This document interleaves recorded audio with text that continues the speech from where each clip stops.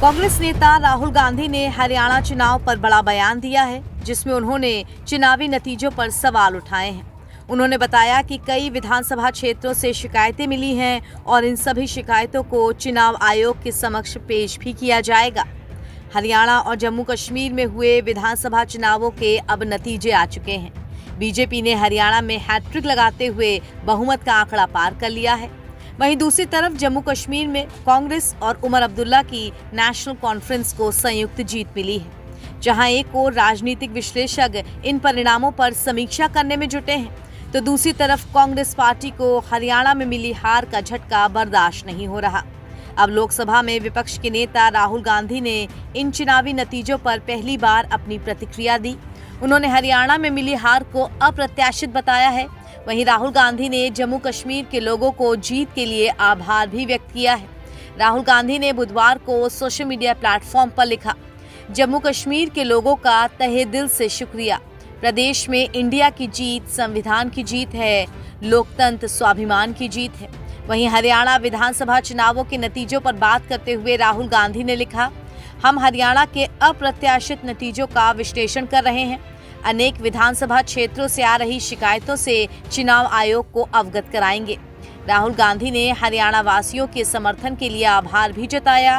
उन्होंने आगे लिखा है, सभी हरियाणा वासियों को उनके समर्थन और हमारे बब्बर शेर कार्यकर्ताओं को उनके अथक परिश्रम के लिए दिल से धन्यवाद। हक का, सामाजिक और आर्थिक न्याय का, सच्चाई का ये संघर्ष जारी रहेगा। आपकी आवाज बुलंद करते रहेंगे। गौरतलब है कि केंद्र शासित प्रदेश जम्मू कश्मीर में 10 साल बाद हुए चुनाव में नेशनल कॉन्फ्रेंस और कांग्रेस के गठबंधन को बहुमत हासिल हुआ है।